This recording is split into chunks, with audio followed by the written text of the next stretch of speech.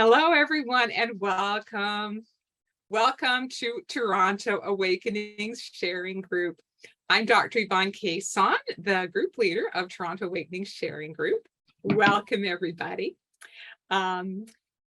We love people from all over the world who've now started joining in with Toronto Awakening Sharing Group events. And we also love people in the Toronto and Canada area that are joining in. So please take a moment now and just put into the chat, type into the chat where you're joining us from today, because we love to know where everyone's joining you from. So I'm joining you from Toronto. But Brian, our speaker, who's usually in Toronto, is actually joining us from Oregon. And we have Robert Beer in the audience, who's also from Oregon, Clara Pascar, who's from Texas.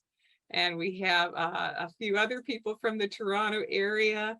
So Missouri, welcome, Helen from Missouri. So welcome people from all over, wherever it is that you're joining us from today.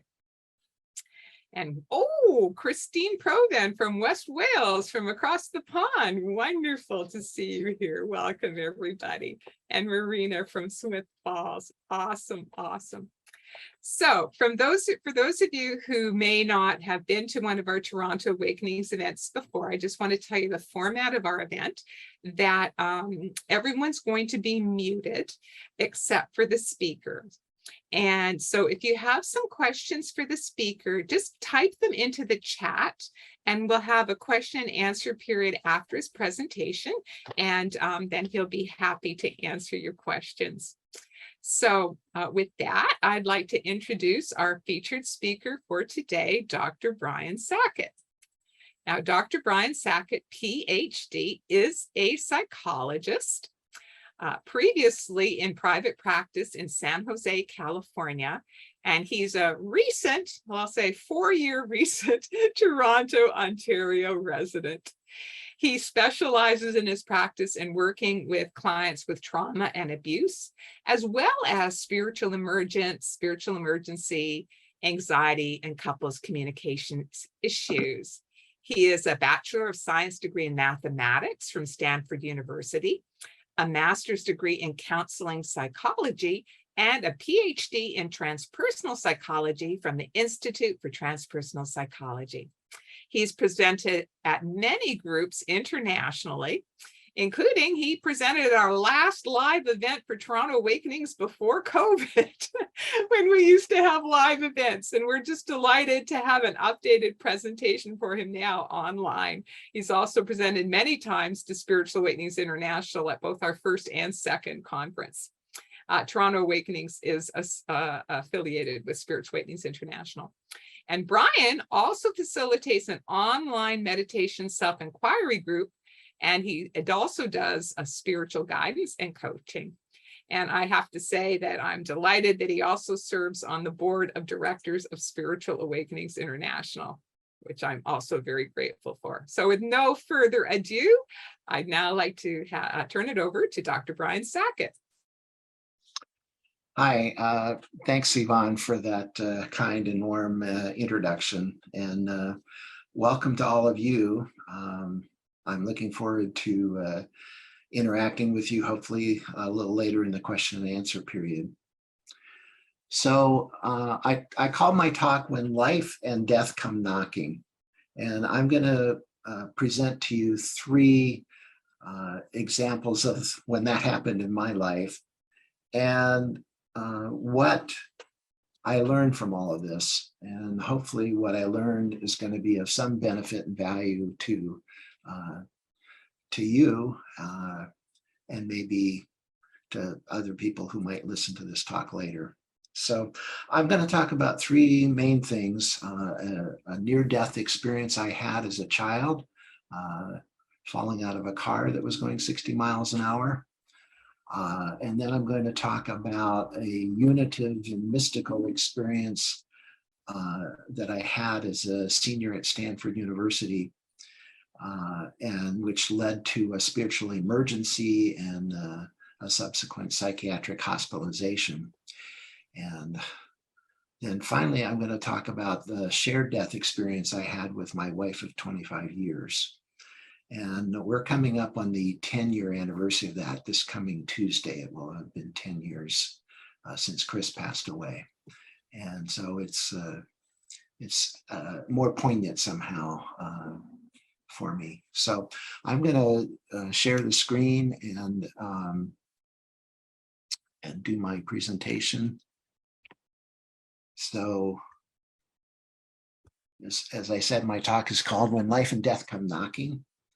And so let's start with this experience of falling out of the car. So this happened in 1953, 52. And my family owned a Nash Rambler like this one in the picture. And as you can see, the back doors on this car opened forward, which in the days of not having seatbelts was not a good thing for me. So we were going along at about 60 miles an hour, and I was in the back seat with my older brother, and he and I were wrestling around and kind of just playing around, and I must have bumped the door handle, and the door opened and sucked me out, and my folks drove on for some miles, and then realized that I was gone, and came back. They found me in the arms of a truck driver, and he said he saw me fall out and hit the gravel bank on the side of this two-lane highway. And I had a scalp wound, so there was blood everywhere.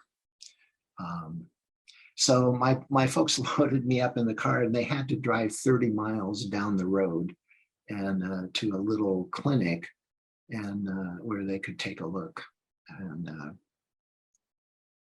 when I was a kid, my folks told me, "Hey, you fell out of the car when you were young, when you were 3, and you had 10 stitches in the back of your top of your head, and you were fine." And I believed that for quite some time, and yet, as I kept growing up, I realized something really significant had happened to me and was still affecting me in ways. So I'm going to talk about that. So this is a picture of me on the right there. And this was taken, I think, shortly before that trip. And if you kind of focus in on me, you can see that I look pretty happy, pretty carefree. And in contrast to this picture, which was taken sometime still when I was 3 years old. But I think you can see, if you look at my face, that there was a wariness there. There was, I wasn't just carefree. I was kind of, on alert. So this is one of the ways that I knew that something had happened. And I actually had my first memory that I can remember from that incident, and that's what I saw. Basically, it's a combination of things, I think. So one of the things to know about childhood near-death experiences, as P.H.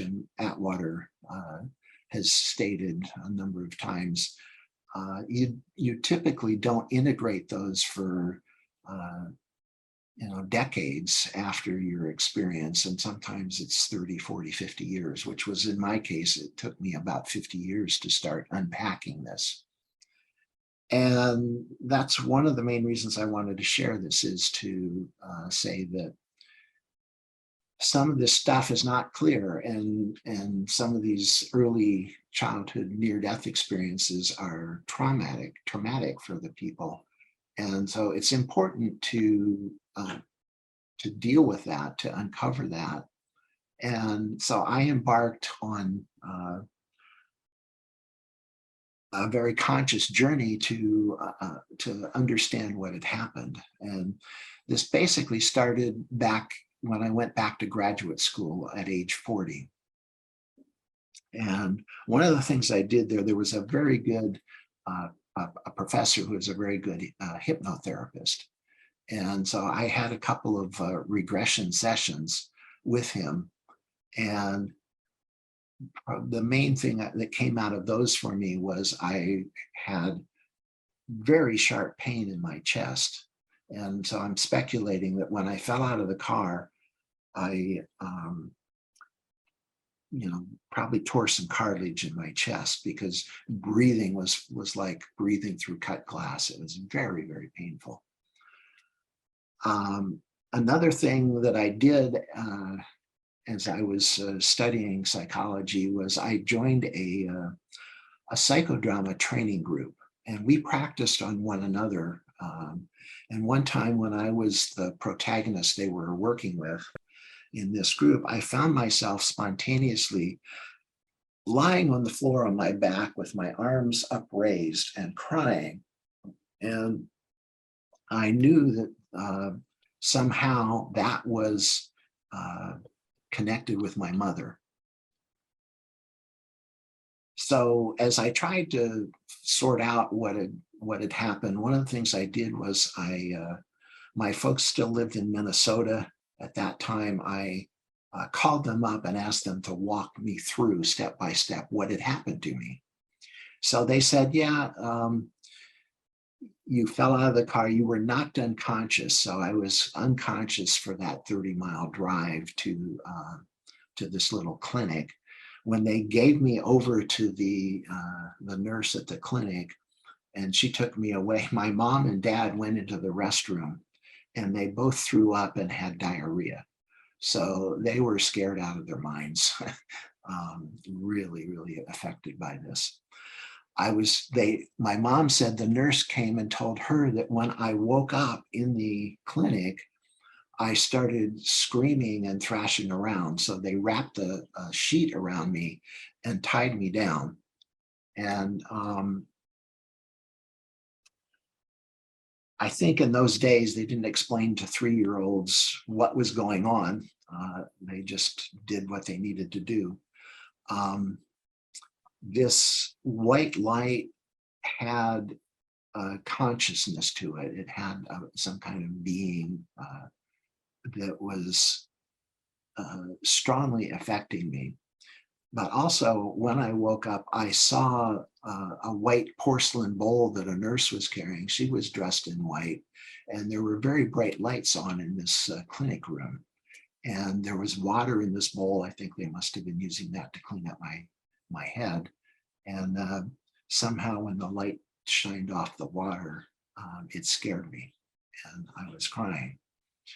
So there's a lot more I could tell you about this experience, but if you're really curious about that, there's the talk in June on the Spiritual Emergency panel on the June conference of Spiritual Awakenings International. There's a half-hour talk about that, and you're welcome to go look at that. But I want to talk about there we go. This is what I learned from this sort of experience. So one of them is that it is possible to uncover your past unconscious experiences. And when I say our souls are resources to help our adult self work with our traumatized child parts, what I mean is that when I was in my middle 40s trying to uncover and understand about this, what would happen was my adult self would try to be with my childhood self. And what I found was I either veered away because it was so painful. There was a lot of physical pain, but probably the most emotionally painful thing about that whole experience was that after they stitched me up and gave me back to my parents, we drove on for 10 hours or so, I think. We were driving from Wisconsin to Columbus, Ohio, where we lived. And they put me in the back seat. My mom was sitting there with a pillow on her lap. And when I talked to her, she said, yeah, you were crying and reaching up for me. And I knew you wanted to be comforted, but I thought you were so damaged, so fragile from having, fallen out of the car, that I was too afraid to hold you and comfort you that way. And that stuck with me. I felt like, okay, she was blaming me and turning away from me because I was messing around and it was my fault that I had fallen out of the car. And somehow this got generalized to feeling like somehow God had turned away from me, that the divine had rejected me as well. And so when I was this adult self trying to work with my child part, that emotional pain and that physical pain were so strong, I wouldn't be able to go into it, or I would become that young child, that young me. And in either case, healing doesn't happen, because for healing of past traumas, you need the witnessing of the adult right next to the child. And the adult self can tolerate really intense emotional and physical pain if you have the resources of your spirit. So if you're wanting to uncover and unpack something, it's helpful to work with a therapist who understands these things. But one important aspect of it to remember is have your adult self check in with what's, your soul, and then that's an inner resource for you to be able to tolerate the pain.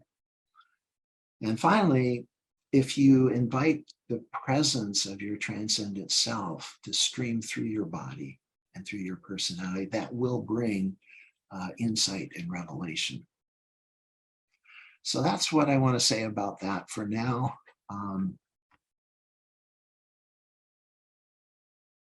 And I'm going to shift into what happened to me when I was a senior at Stanford University. So just to give you a little context, I was heavily involved in the Vietnam War protests as a student. I was suspended my spring quarter of my junior year for demonstrating.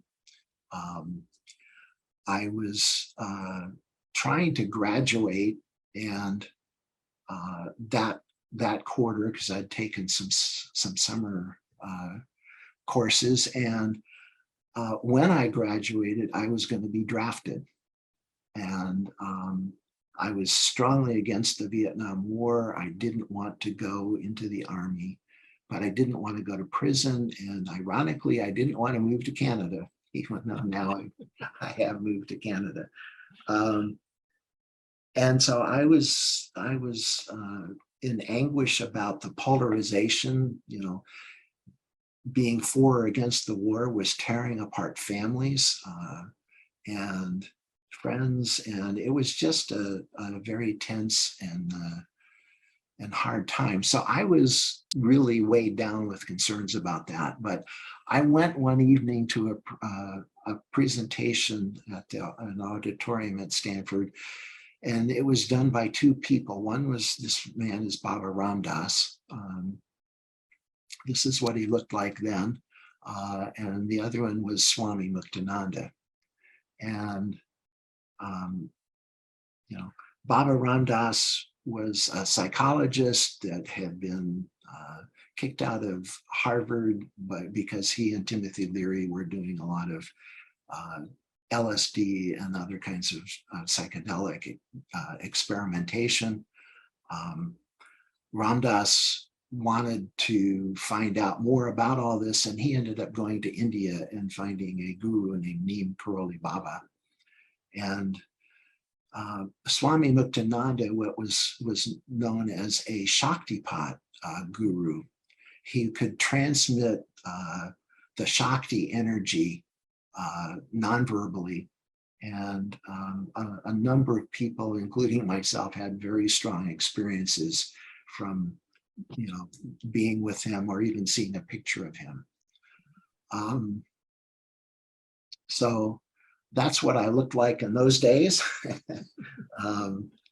And I was in this presentation, and Ram Dass was talking about Swami Muktananda. Swami Muktananda didn't speak any English at this point, so he and some other monks were on the stage just chanting, and Ram Dass was saying, "I'm the pitch man for this, but he's the juice."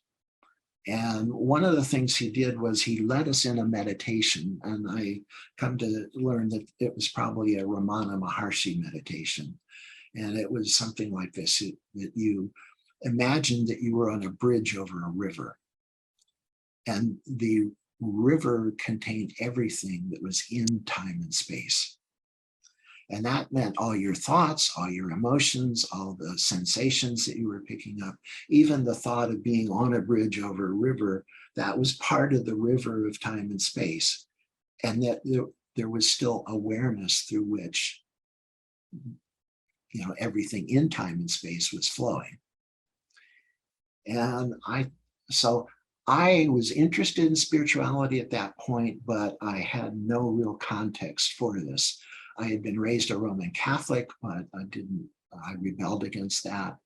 And I had gone to a presentation by a monk, a Swami from the Ananda Marga Yoga Society, and gotten a mantra, but I didn't really know anything about meditation. And so I was sitting there doing this meditation he had talked about, and after a while, I kind of felt the air going in and out of my lungs. I've noticed my heart beating, and then the blood circulating through my body. And when I had the thought of, I don't need to be paying attention to all this for that to continue, for some reason, bam, I was out of time and space for the very first time in my life. I was literally out of my mind, out of mind completely. And so what was that like? Well, the first thing I noticed was, in contrast to the mood I had been in when I came in, of kind of worry and grief about the Vietnam War and all the politics that were going on at the time, I felt bliss like I've never felt before or since. It was indescribable. It just lifted me up. And so I was just enjoying that sort of feeling. And Ram Dass kept talking. Eventually, I opened my eyes and I looked around the auditorium, and I could see everyone's aura. There was like a glow of colored light around everyone. Ram Dass kept talking, and eventually the program ended. I had come there with my girlfriend, and we got up and walked out of the auditorium, and the trees each had auras. The asphalt pavement of the bike paths and walking paths on the campus didn't have auras, but they were still alive. Like the consciousness of each cell of or molecule of the pavement was a living, breathing being somehow. And I was one with that, and they were one with me. So we went home, and we were living in basically a hippie commune in Palo Alto. There were 8 of us sharing a 4-bedroom house. I went upstairs with Patty, my girlfriend, and tried to go to sleep, and I could not. So eventually I got up and went back downstairs, and I sat in our living room with a blanket wrapped around me.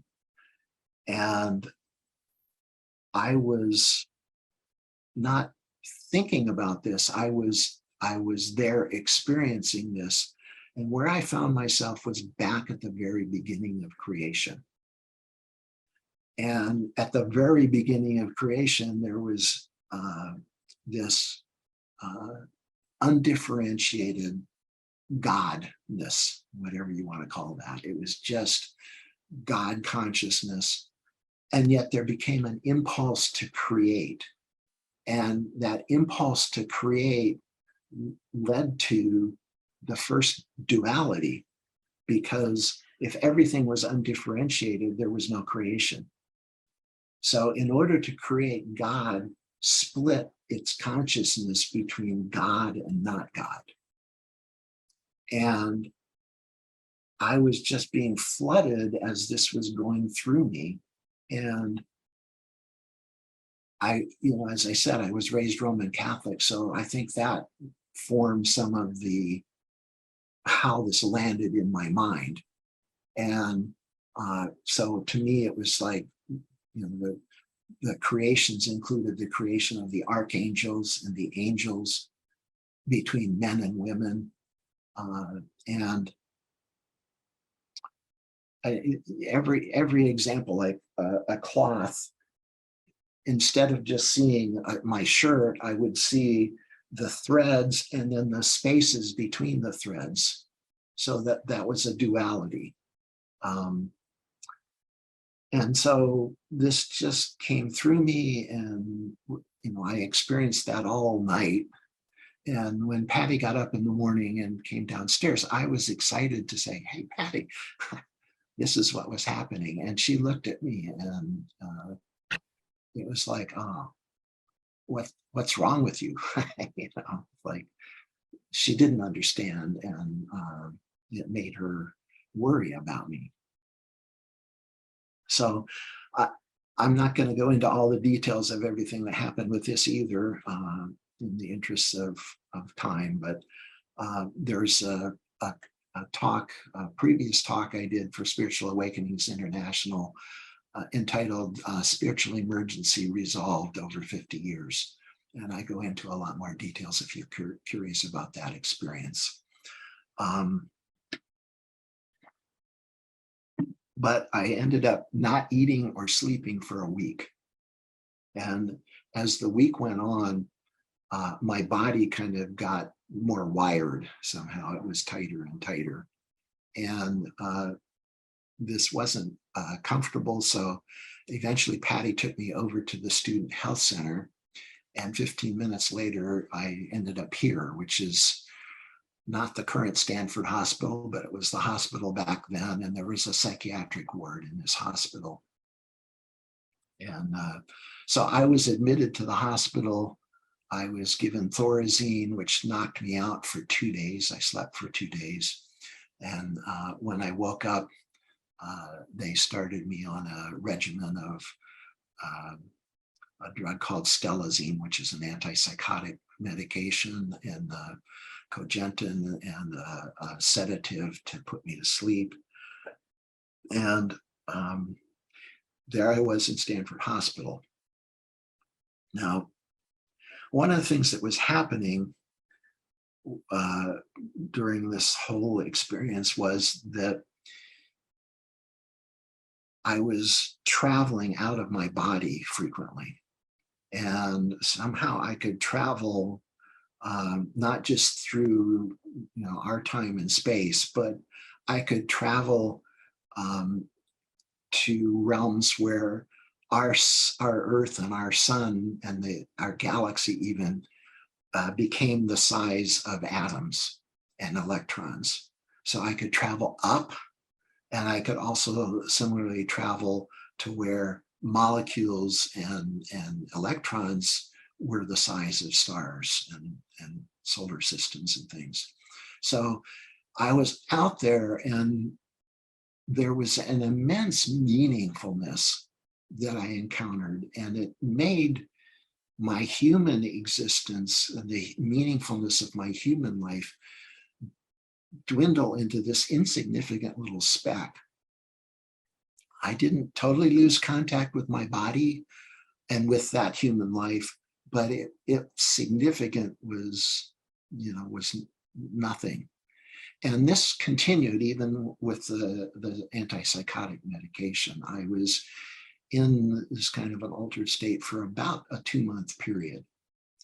And I was talking to the psychiatrists, and I could tell they didn't understand where I was and what was happening to me. And I could understand what they were saying. One of the things they did is put me into group therapy sessions with people, and I could really read into, and with empathy and intuition, really understand what other people were saying. But when I spoke about what was happening to me, it's like people just didn't have a clue. There was nothing positive for them to offer.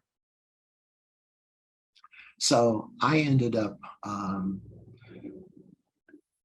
spending 4 weeks in Stanford Hospital, and I eventually decided that wasn't where I wanted to be. I had admitted myself, so and I actually, it was a locked ward, but they had a backyard where we could go out whenever we wanted. And it turns out there was a gate in the backyard. Maybe it was supposed to be locked, but after 4 weeks of this, I just took my things and went out the back gate and left. And I spent another few days in Palo Alto. My older brother had come out from Minnesota, which is where we lived before I came to school. And he was going back to Minnesota. So I decided I was going to go back home with him. And when I got there, I was met by my mom, and she said, well, Stanford Hospital didn't check you out physically.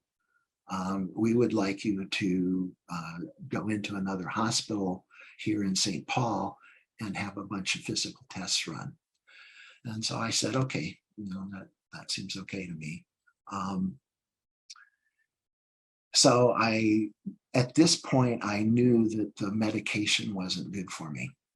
And so when I went into the hospital, they wanted to medicate me, but I refused that.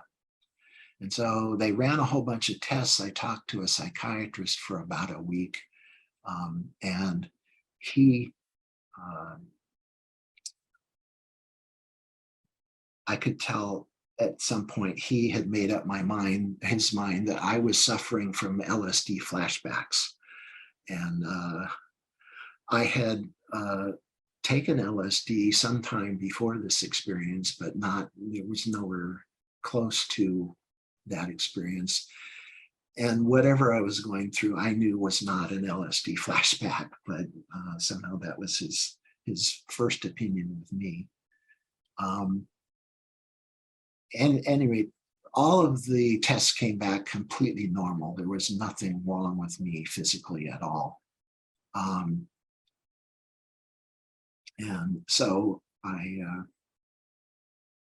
I decided that after a week of being there, that I was going to check myself back out of that hospital. I had, again, admitted myself. And through a series of misunderstandings that, among other things, involved them taking away most of the cash money I had arrived at the hospital with, sending up $10 to the psych ward where I was kept for buying candy and things like that. When I talked to the psychiatrist and said, I'm gonna check out, he said, where are you gonna go? I said, I'm gonna check into a motel because my mom is so anxious. It's not comfortable for me to be around her. I'm just gonna go do that and let things settle down for a while. And he said, well, you don't have enough money. And I knew I had enough money but he thought I had $10, which wouldn't be enough money to check into a motel, but I had plenty of money. But so at any rate, I think that led him to thinking that I wasn't going to be safe out there. It was winter in Minnesota. It was cold. So at any rate, he put me on a 72-hour hold. And he called up my mom and he told my mom, your son is a paranoid schizophrenic. He has a 60% chance of recovery if he's given medication and a 30% chance of recovery if he's not. I don't know where he came up with those numbers. You know, to be diagnosed as a schizophrenic, one of the criterion is you have to have had symptoms for 6 months. So there was, you know, there was a not a right diagnosis being given me. And that's one of the problems that we've been dealing with for quite some time. In 1970, when this was happening, that was before the term spiritual emergence and emergency had been coined by Stan and Christina Groff. So there wasn't, you know, there just wasn't much information about that at that time. But one of the things that did to me was it made it so that how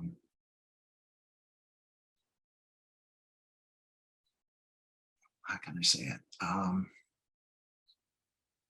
Well, when he did that, I was terrified because I had read One Flew Over the Cuckoo's Nest about 6 months before. And if you recall that story, you know, Jack Nicholson is in the movie version that came out later. He was given drugs that didn't do anything, and then he was given electroshock therapy. And when that didn't work, they gave him a prefrontal lobotomy.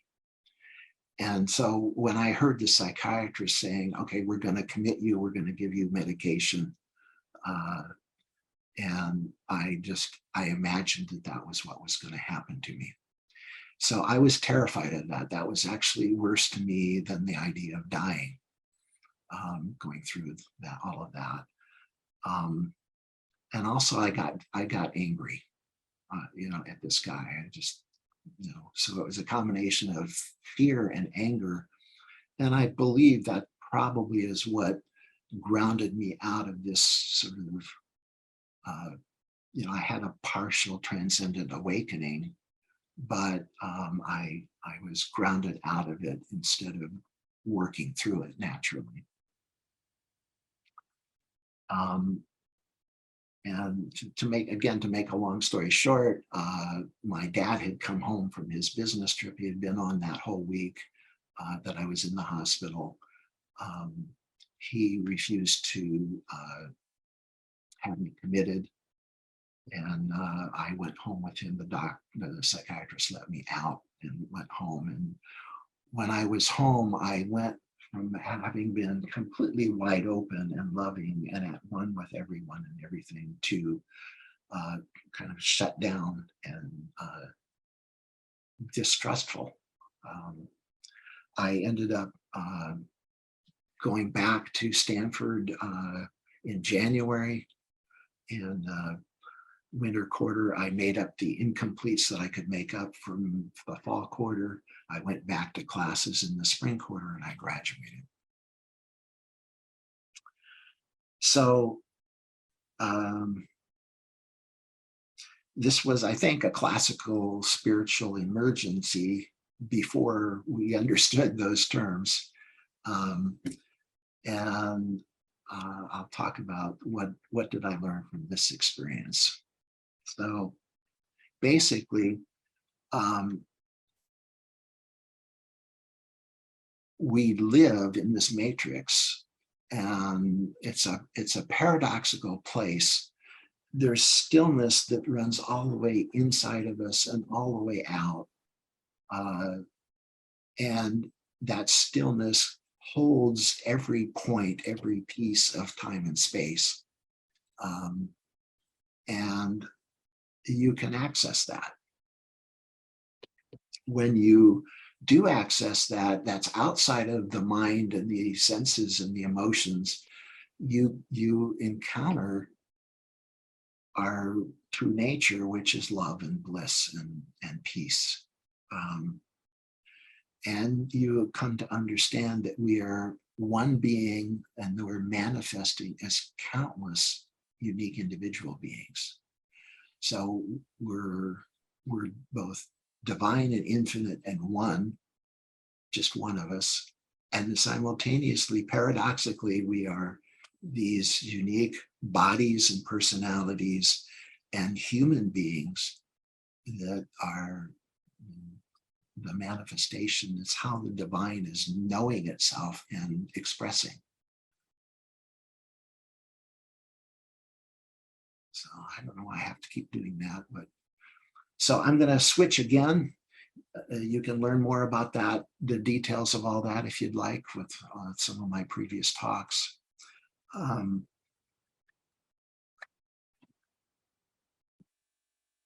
then now I'd like to talk about this shared death experience that was 10 years ago.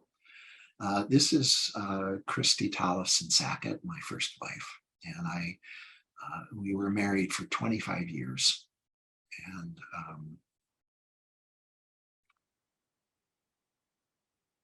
after, I guess, about 6 years of marriage, she was diagnosed with papillary thyroid cancer. And that's a kind of cancer that's normally quite treatable.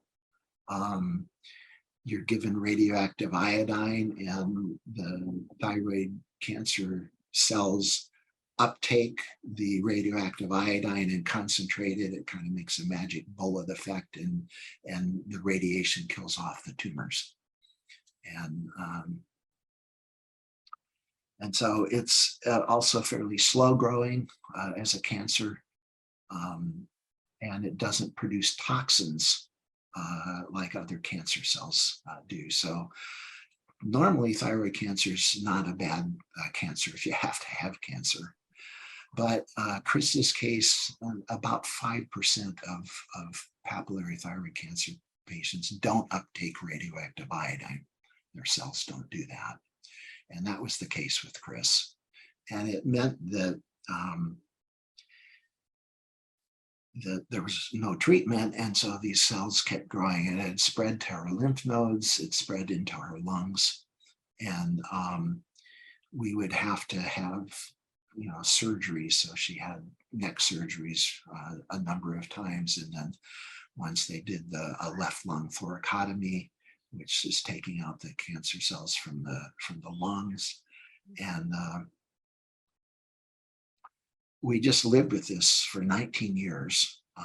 And we had a pretty normal life. Every 6 months, there was a rise in anxiety as we went through ultrasounds and CT scans. But we were doing fine with it. But the summer 10 years ago, she started having fluid in her lungs, and we didn't quite know what was going on. But it turned out that her thyroid cancer had mutated into an anaplastic form. And anaplastic cancers are ones with no cell boundaries. And they're very virulent. They take over. So we know she had a CT scan actually on my birthday on August 9th.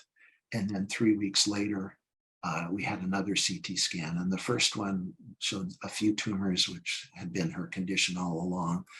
The 3-week scan showed that her lungs were almost completely filled with tumors, her right lung. And so they told us I think it was on a Tuesday, this is what we think is happening, and we think you're going to die. And a day and a half later, she did pass away. And the last couple hours of her life, this is where we were. Lying in the bed with her, I could feel her body getting kind of cold and lumpy. And I think that the heart wasn't circulating very well. And I think it was sort of slowing down. And so she was getting colder. And yet, as I was holding her,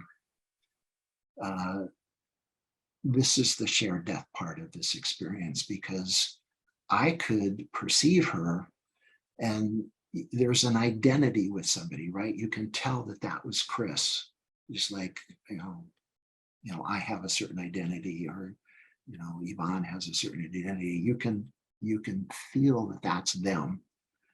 And yet at the same time, I could see that this wasn't the Chris that I knew, because she was a much bigger, more multidimensional being.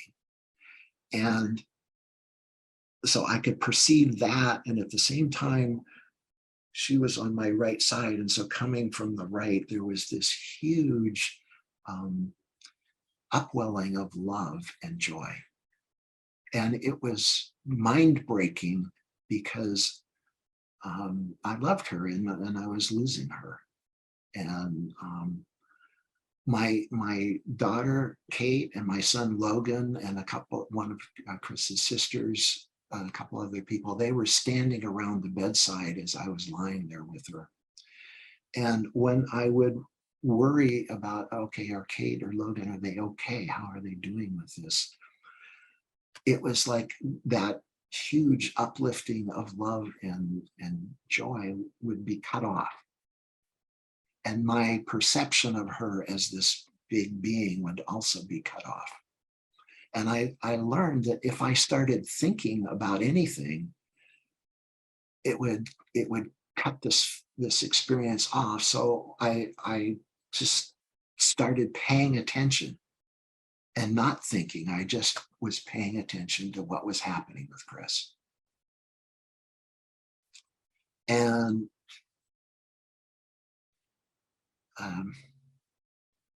this has been affecting me a lot even this week.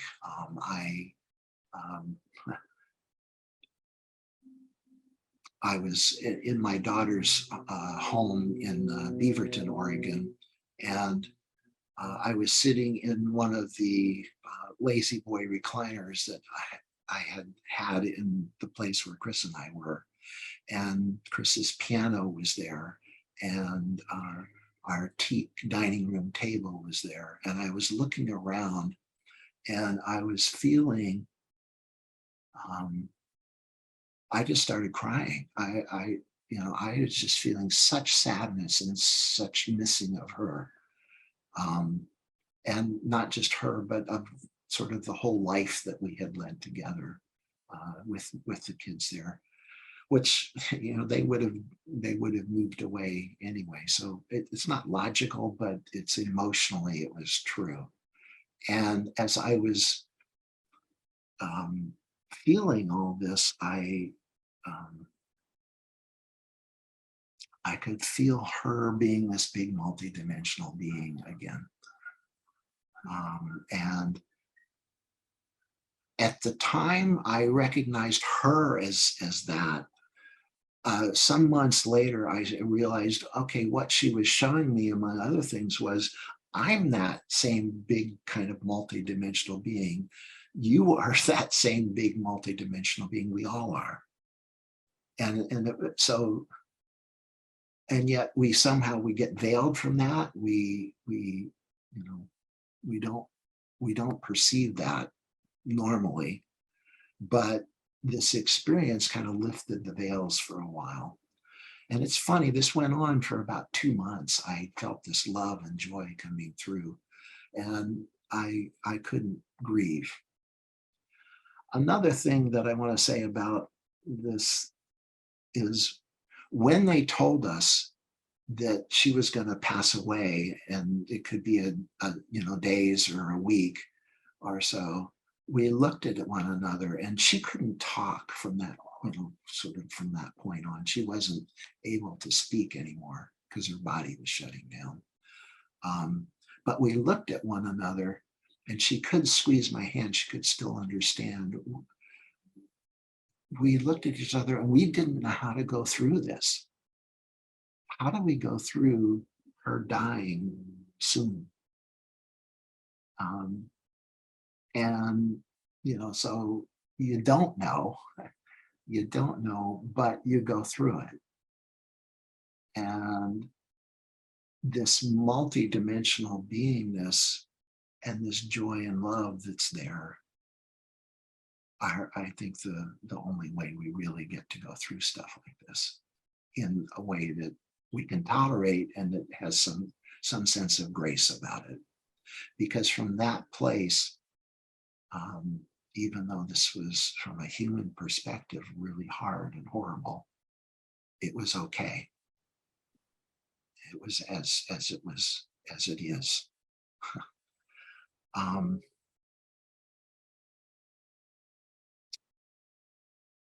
So let's talk about this is this is what happened. This is her body before she was cremated, and yeah, I can I still feel the missing of her, but the connection with her as a spirit. And one of the things that was happening while we were lying in that hospital bed together is somehow all the sort of the tiny little things that where we hurt one another's feelings, or we had some kind of disconnection. This was again mind-boggling to me, because those things didn't just sort of fall away because they didn't matter so much. They actually mattered a lot, but they were resolved. And it was this process of resolution that happened on this spiritual level that, again, I have no words to describe how that happened, but I knew that it was resolved because what it left me with was the knowing that she would always love me and be there with me, and that I would always love her and be there with her. And this is true, even though, some years later, I met my current wife, Dana, and that's why I moved to Toronto. She's a holistic dentist. And yet you hold both of these things. Part of who I am now and what I bring to Dana was shaped by this experience with Chris, and with that love. So what did I learn from all of this? So the first thing is that we are vast multidimensional beings that cram ourselves down into these little 3D world, in the human world, with our bodies, 4D if you count time. And you can directly perceive and access that full beingness by focusing your awareness out of your mind. So how do we focus attention? We do it by thought, right? If I think, oh, there's my little finger, and put my attention there by thinking of it, I can feel more my little finger and what's going on there. So awareness is the only thing that exists, I think, both in our little 3D world of thoughts and emotions and sensations, and in this transcendent world that's outside of it all, through which it throws. So you can use your thought to focus. And I've learned from a teacher named Pia in Australia that you can put your hands on your sternum and you can feel down below the physical heart, below the heart chakra. You can feel into this portal into your transcendent beingness. And you can feel stillness going all the way through, all the way out. And that's one of the ways that you can access this transcendent part that is each of us. And that connects my small human part of me with the part of me that never was born and never dies. And when I do that, it's like the love and wisdom and the objectivity. There's a mindfulness there that's bigger than our critic kind of way of comparing and judging and sorting into good or bad. That's all in the mind, right? Because our qualities of what's good and what's bad are stored in, in our minds. And so it's a mental process that actually removes us from being right there with what is into a fantasy about what is, a mental image of what is. So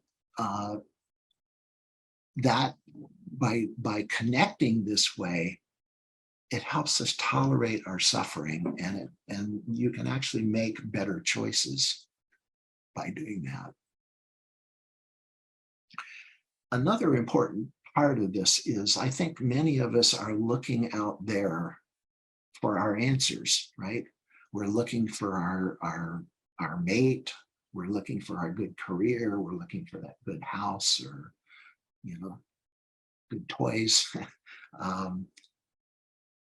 But that's not where whatever is not at peace in your life is actually located. It's not where you're going to find it.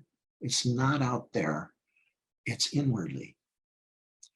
And when you're living in this non-duality, what that means simply is you're aware of both the transcendent part of you and the humanness, the human parts simultaneously. And you know that this is us, this is who I am. When you are doing that, and when you're meeting things from this place of stillness and peace inside of you, you can tolerate your suffering. And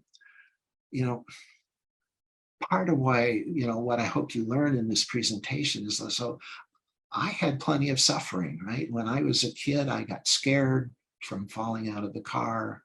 I missed my mother's comforting. My mother was a pretty anxious person. She was not ever really emotionally available for comforting. And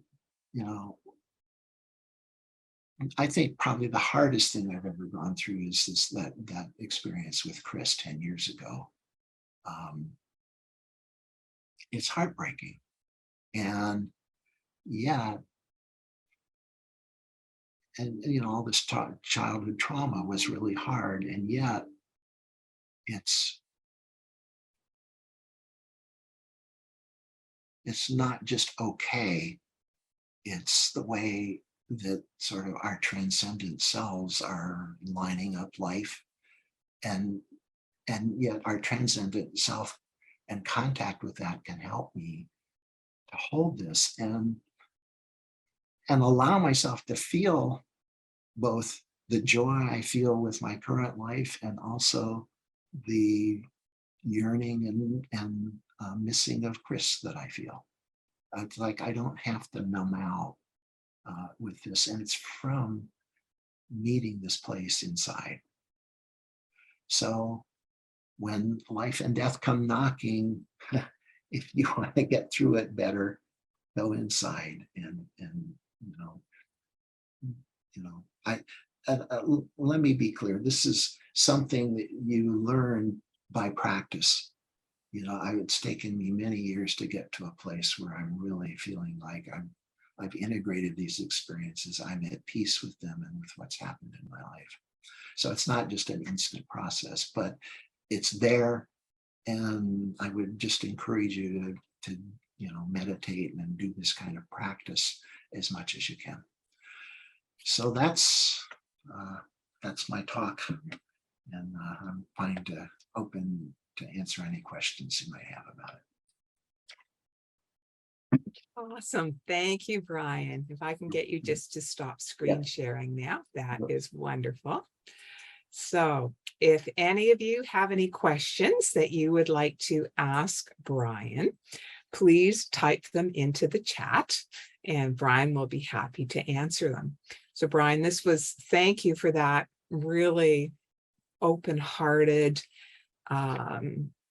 deeply, deeply touching presentation. I mean, I was just riveted listening to your story And so thank you for sharing so openly, and also sharing the wisdom you learn from having these experiences. So I'll start with the first question.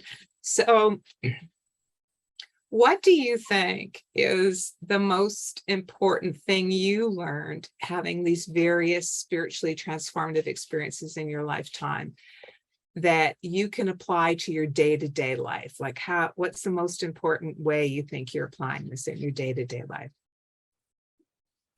Well, I'm spending many moments each day going into the stillness and peace. And, it's like, it's a combination of things that are sort of the pathways to get there. It's awareness. It's sensing the stillness, and it's sensing this spiritual core that's right under your sternum. Mhm. And that's a portal somehow to our fuller beingness. Mhm. So it's to do that over and over and over again. And I don't know how successfully I've been able to communicate this. I've tried a number of times with a number of people, but it's to recognize that sort of this presence of your beingness, which exists not in your mind or not in your emotions or your senses, but it's this presence is diverted. Our attention, our awareness of that is diverted when we go into our thoughts. And I had such a clear demonstration of that with Chris's passing, where I could feel so strongly the uplift and the love. And then if I started thinking, I didn't. I think many of us, we've spent our lives in that critic that's always doing this judging and comparing, and then sorting it into good or bad, things I like or I don't like, things that are dangerous. Now, there's a usefulness to that because it keeps us from driving off the cliff, right? We need the input from that, but we also need to not be 100% and unconsciously identified with that. In this place, I think mindfulness is natural, and mindfulness is here now attention with no sorting into good or bad, and with curiosity and compassion. That's mindfulness. And when we approach our life grounded in mindfulness as opposed to into our critical way of looking, then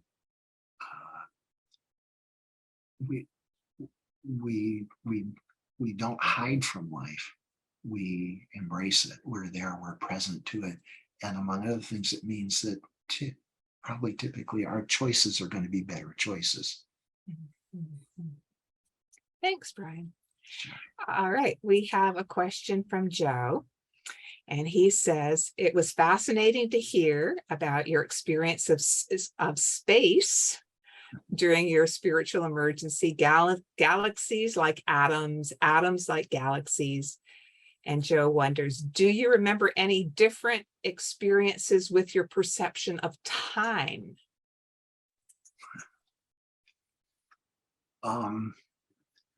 Well, one of the things, this is, you might not appreciate this unless you're a math person, but I was a math major, and when I found myself in the hospital, I viewed myself as fragmented, and there were three fragments, two main fragments. So one was me up until I fell out of the car when I was 3 years old. In the hospital, I identified that as a significant split or break. And then there was the me up until the Ramdas Muktananda experience. Mm-hmm. And then there was the me after that. And somehow these things were not one whole me, it was fragments, I was fragmented into these different things. So as a math major, you studied calculus. And one of the things about calculus is, like, if you want to measure the area under a curve in 2 dimensions, what you do is a process, where you divide that area under the curve into an infinite number of lines, and you measure each line. And that's a process, that's called integration. Well, in my way of thinking, at that point, I decided that I could do that same function on myself. And the way that I could do it is I could divide myself up into an infinite number of pieces, sending them out into an infinite number of directions for an infinite amount of time, which is where I'm trying to answer Joe's question. And I did that, and I found myself, after an infinite amount of time and all of that, that I was back into my being, a person. Yeah. So that's one answer. I had this experience of I had an infinite amount of time, and it's like, I can't say it's an experience, but I can relate to, I've heard people talk about that there is actually no time, that all of these things, all of our past lives are all happening simultaneously. And I think that that's what this is about. It's like, there's not a linear time, even though there's an appearance of a linear time when we're focused in our time-space body. Awesome. Thank you, Brian. Yeah. Marina has a question. Marina says, amazing talk, incredibly touching. I'm curious about that experience where you felt you contacted God and the beginning of his energy splitting and differentiating. Did you have a sense that this was the very first time, the first beginning, or that there had been many cycles of creation before, and this was a part of that wave of creation? Thank you. Well, thanks for that kind comment too. So let me clarify. So I was God.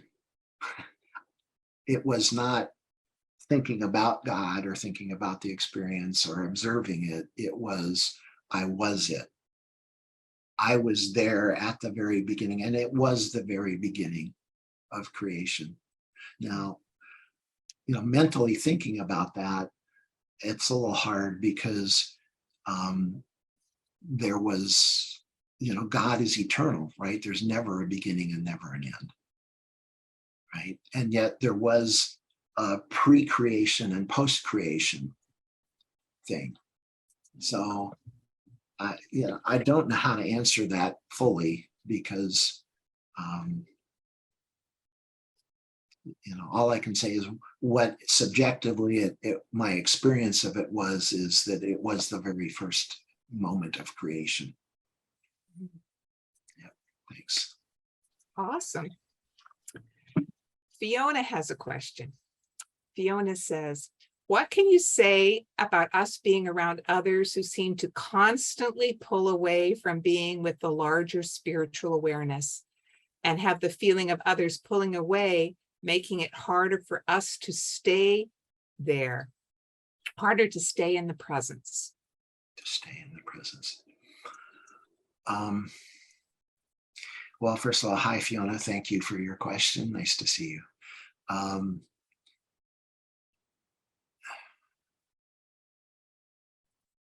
So I think that there's a lot of people that just aren't aware of this kind of stuff. And yes, so one consequence of that is I think that people are wrapped up, their energies are wrapped up in especially the mental realm, where they're into fantasies about what life is. And one of the things about mind and those kind of fantasies is they are incredibly magnetic.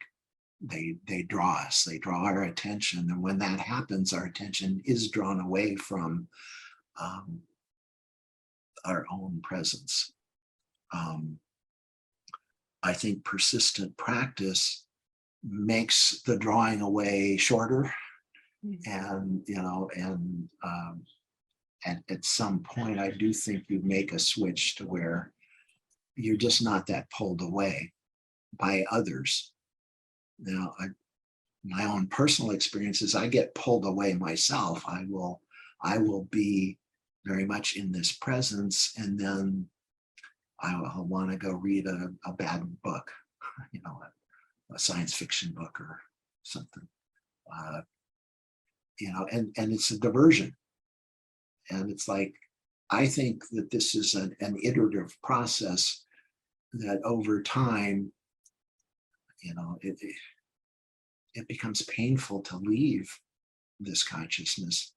But at the same time, why it's so hard for me anyway, I just say this for me, is that poignancy of being so present and both so caring and also eternal. And so you're okay, but you still care. But the poignancy of that is sometimes hard for me to take.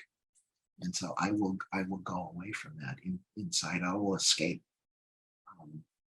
And it's just, I'm not feeling like I'm fully grounded and fully awakened or whatever to all of that. So all I can do is keep trying, and that's all I can suggest that anyone do.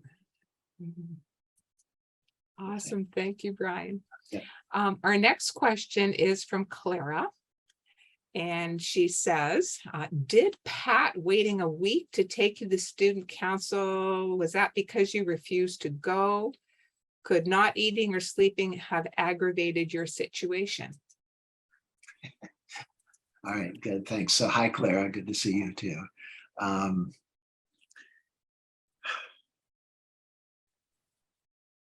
So I would say at the beginning of this experience, I was in a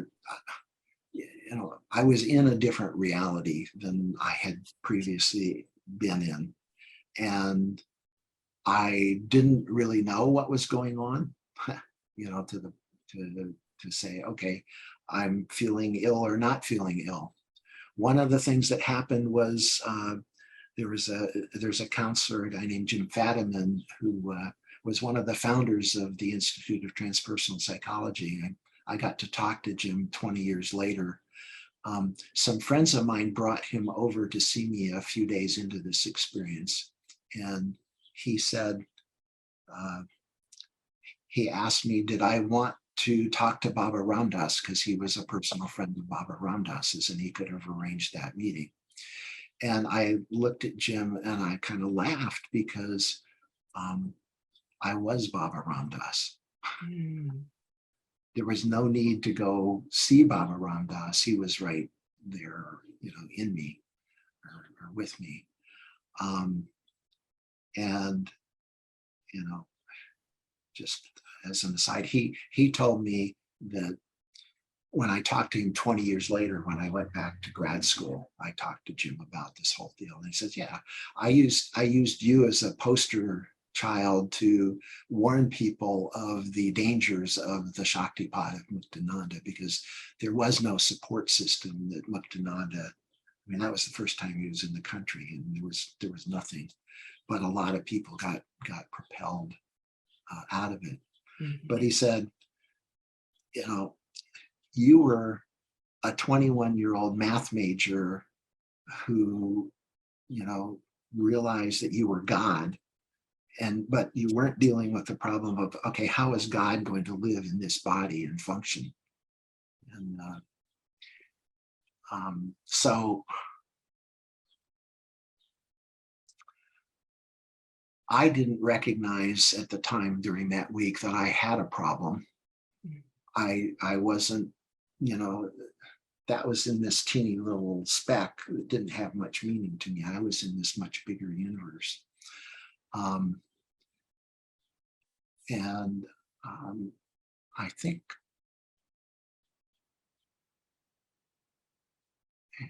so I had a friend who said that, I was wandering around Stanford campus some of this time, and he was a student there, and he said, I could feel you from about 4 blocks away. It was this big ball of radiance coming towards me. And and I did meet with the friends who had told me about Muktananda and Ram Dass's presentation. And one of the things I could do is I could beam from my heart center to theirs and put them into an altered state of consciousness. So it was one of the things that landed me in Stanford Hospital was I was out of my mind, but I could use my mind. And basically I was like a computer science major, and before they had a computer science major at Stanford. And I viewed my mind as like this little computer. And without the sort of the friction of my being stuck in my mind, that mind it was almost like a supercomputer that was, operating at near, zero temperature, so that electrons and that moved very quickly and very smoothly. I said to my mind, solve the Vietnam War. And it went, and it came up with a solution. And the solution I still think was actually right, although it was inflated and confused. The solution was, in the state of consciousness I was in, you couldn't hurt anyone. You wouldn't. It was like, cutting off your own arm to hurt somebody. And I could beam that state of consciousness to these people that were friends. It didn't seem to stick as long as mine did, from I heard later, but I said to myself, okay, all I need to do is go to Washington. I'll beam Nixon, I'll beam the House and the Senate, and then they'll end the Vietnam War. So I do think the solution to war is everyone getting into this sort of state of consciousness. There was a hyperinflation, or a messiah complex archetype experience going on that was clearly off in me. But I had heard that Nixon was actually coming to San Jose. So I said to Patty, I don't have to go to Washington, D.C. I can just go and beam him in the motorcade as he's going by. And, so I was coming across like somebody who is totally insane. So I think there was a combination of things that led to me being hospitalized and Patty doing that. But up until then, I had no subjective inclination that I had a problem or that I was in trouble. Thank you, Brian. Yeah. We still have several questions. So Lorelei would like to know, how have your experiences changed the way your relationships are with others and affected how you guide your patients in your psychotherapy practice? Thank you. That's a near and dear question to my heart.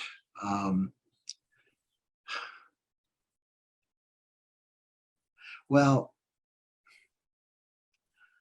I would say, among other things, that I am much more accepting of other people and other relationships, among other things, because as you connect with this experience of being eternal and being okay no matter what. You don't need other people to behave differently for you to feel okay. So if that makes sense, I don't need somebody to love me a certain way just so I feel better about myself or feel okay. If I'm okay, I can let them be however they are. It doesn't mean I have to like it. I still have that, that critic function going. But yeah, so in terms of how this has changed me, in terms of how I do therapy with people, especially in treating trauma, this ability to go into your core, into mindfulness, and then welcome every part of you into you, and do that with no agenda to change any part of you or to reject any part of you, but just to welcome it. When you do that, it has a naturally organic transformative effect, and it can help process trauma, as well as help free you from belief systems that might be unconscious, that might be restricting what you do or how you operate. So I would say it's profoundly and fundamentally changed how I work with people.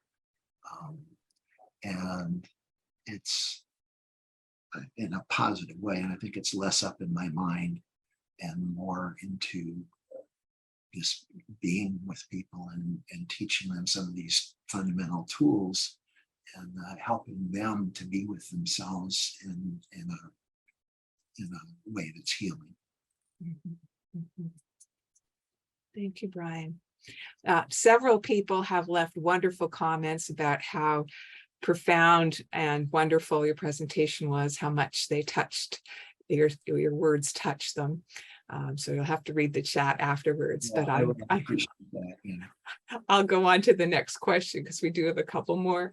Helen wants to know, how have these experiences strengthened you the most? Well, I'll say two things. One is, when I was in that hospital in St. Paul, and the psychiatrist had put me on the hold, I was in a locked ward, and I was at the end of a hallway, and there was locked doors there, but there was another ward that was open on the other side. I was on the 4th floor, and the windows in my room opened, and there was a teeny little ledge, right, under the windows that I might have been able to walk on. And I thought about going out there and trying to get into another, open window in another room and just escape so I wouldn't be lobotomized. But as I looked at that, there was ice on that ledge. It was, it was a Minnesota winter. And I realized most likely if you tried to do that, you would fall and you would die. You would kill yourself. And so there was a very distinct moment where I had to look inside and find the strength to tolerate going through that, even though it was literally my worst nightmare. Mm-hmm. And that strength, I've relied on ever since. It's been there. Mm-hmm. I think it's there in all of us. I just discovered it that way. Mm-hmm. And I think you can discover it in your own ways, that strength.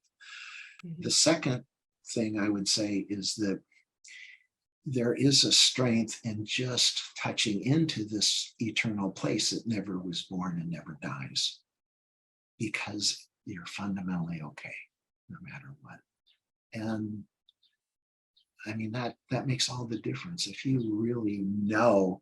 And again, this is nuanced, because there are parts of us, my body is getting older, I'm more achy, I broke my ankle and it hurts.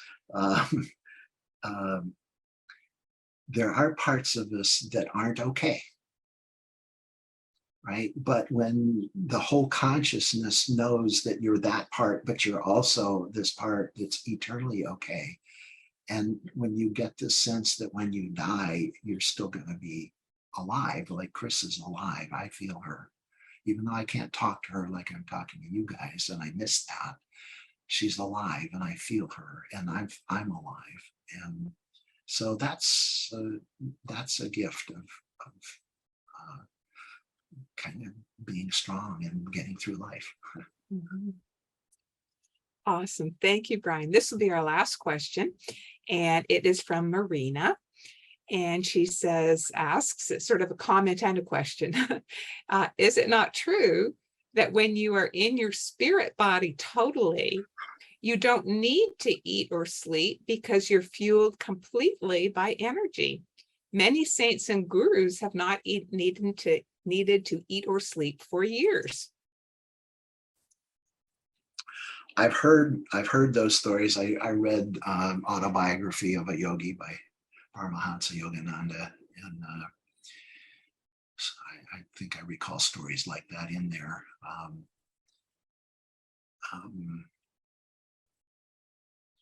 I think that if you are awakened totally, and that's your full felt and lived experience, then you probably can do all sorts of things, including not have to eat or sleep. Some of the spiritual teachers I've worked with, including Pia, don't sleep pretty much. They're in a constant state of grace, and they're fine. She does like to eat, so I've enjoyed going out to nice cafes with her. But, so I believe that. I can't say I've personally experienced that. I can say during that week where I didn't eat or sleep, I didn't feel the need for it. Mm-hmm. But I did see a negative effect on my body as those days continued. So I don't think I was in the place that you're describing. Mm-hmm. Mm-hmm. Mm-hmm. But thank you for the question. And thank you all for the questions and your listening. I really appreciate it. All right. Thank you, Brian. Thank you for just an amazing, outstanding presentation. There have been so many comments from people saying thank you and how deeply it touched them. So thank you very, very much.